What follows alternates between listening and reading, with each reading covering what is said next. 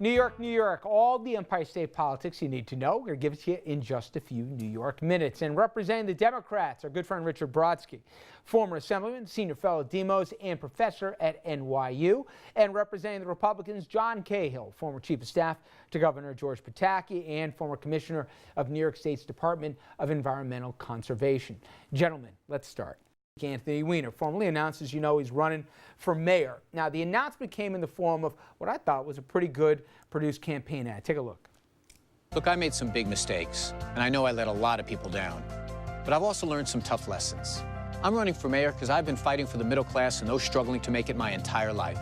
And I hope I get a second chance to work for you.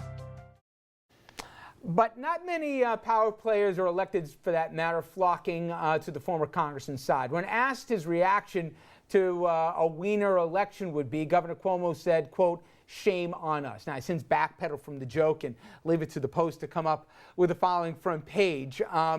Cuomo beats Weiner. But anyway, I'm sorry, I couldn't resist. That said, listen, is this guy electable?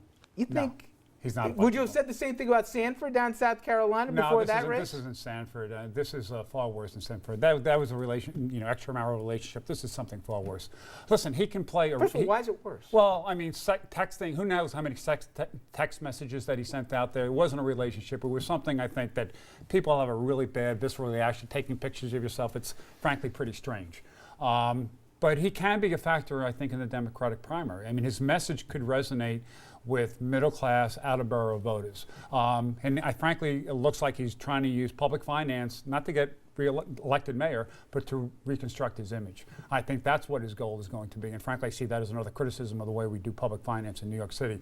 But as far as electability, I can't see how he's electable. You know, Richard, nomination, Mr. Math here, who likes the percentages, if nothing else, if there was any doubt that Thompson could force Quinn into a runoff, this thing would cement it, where nobody's going to hit the magic number, right? Fortunately, the people of the state of New York have very little in common with the ideas of John Cahill. There's a forgiveness if there's something substantial underneath the sin. Is there? Well, Anthony Weiner seems to think so. The polls seem to indicate that there's a live chance of doing this. What people are saying is, you've made a mistake, you've confessed, you've apologized. Now I'm going to give you a clean, good look and see if anything real is going on. Do you think the worst thing that he did for his political career wasn't just the pervy sex that he said out there, or was it that he lied about it and accused of some conservative cover-up, or that he did it while his wife was pregnant? Really, what do you think is the biggest handicap? I think John Cahill should be the judge of which perversions are worse. Would you answer I'm going to stay. I'll pass on I'm going to stay out of that. This is what I'm going to say. If you have something to offer to the people of the state that's in their interest, they'll take a second look at you.